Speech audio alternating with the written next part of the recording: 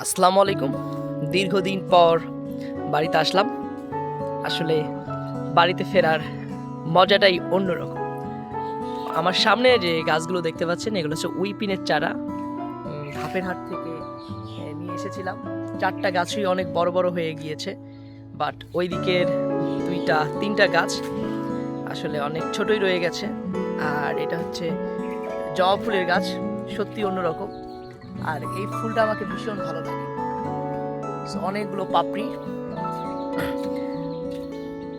অনেকদিন পর বাড়িতে ফেরার যে মজা, এটা সত্যি অন্যরকম। আমার হাতে লাগানো গাছগুলো অনেকগুলোই বড় হয়ে গিয়েছে। এই তো এটা হচ্ছে বাড়ি ফোরের আম গাছ। আর এই আমের স্বাদ সত্যি একেবারেই অন্যরকম। আমার ভীষণ পছন্দ বাড়ি ফোর। আর এই লিচুর গাছটাও আমি লাগিয়েছিলাম, অনেক বড় হয়ে গেছে, অনেক ডালপালা। ওইদিকে নারিকেল গাছটা আমার হাতে লাগানো। আর এই সুপারির গাছটাও আমার হাতে লাগানো। সরি, ভুলেই গেছি, পেয়ারার গাছ। এই পেয়ারার গাছটাও আমার হাতে লাগানো।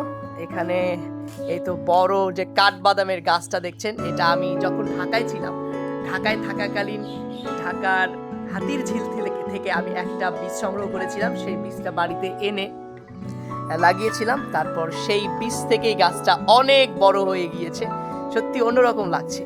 এটা হচ্ছে লেবুর গাছ, অনেকগুলোই লেবু ধরেছে। এই তো একটা লেবু পেকেও গেছে অনেক, এটার অনেক রস। তা কাঠবাদাম লাগিয়েছি কয়েক 3-4 বছর হচ্ছে। কাঠবাদামও ধরেছে। এই তো পাতাগুলোও চমৎকার। এই তো কাঠবাদাম এবার খুব কম ধরেছে, এখানে 3টা একসঙ্গে। এবারই প্রথম কাঠবাদাম এসেছে। সো বাড়িতে এসে দেখি গাছটা অনেক বড় হয়েছে। গাছের ডালপালাগুলো অন্যরকম লাগছে, একদম ছাতার মতো। দেখুন কত চমৎকার নিচটা। আর এটা হচ্ছে আমার পেন্সিল ক্যাকটাস। এই পেন্সিল ক্যাকটাসটা এতটুকু ছিল, এটাও অনেক বড় হয়ে গিয়েছে। আসলে এত সময় চলে গিয়েছে, আমি নিজেও ভাবছি যে অনেকটা সময় পার হয়ে গিয়েছে। তো এটা পাতাবাহার। এই গাছটাও অনেক ছোট ছিল, এটা অনেক ভালো বড় হয়েছে। এটার যে কালার, এটা অন্যরকম, সত্যি অমাইক। আরো আছে কিছু কিছু গাছ। এইদিকে এগুলো হচ্ছে দুরন্ত অ্যারিকটা, হয়তো রোদ পায় না এই জন্য পাতাটা সবুজ হয়ে গেছে, তাছাড়া এগুলো একটু হলুদ বর্ণ ধারণ করে। আর এই তো লাগিয়েছিলাম আঙ্গুরের গাছ। আঙ্গুরের গাছটাও অনেক মোটা হয়ে ছাদের উপর উঠে গেছে। এখানে আমি আঙ্গুরও দেখলাম, এবারই প্রথম আঙ্গুর এসেছে। এই তো খুব ছোট। তো আরেকটা এখানে গাছ আছে, এটা হচ্ছে 12 মাসি পিঙ্ক কালারের কাঁঠাল গাছ। কাঁঠাল গাছটা অনেক বড় হয়ে গিয়েছে। এটা হচ্ছে গন্ধভাদালি। আমি আমার গাছ ভীষণ পছন্দ, আমি একটু লাগাতে পছন্দ করি।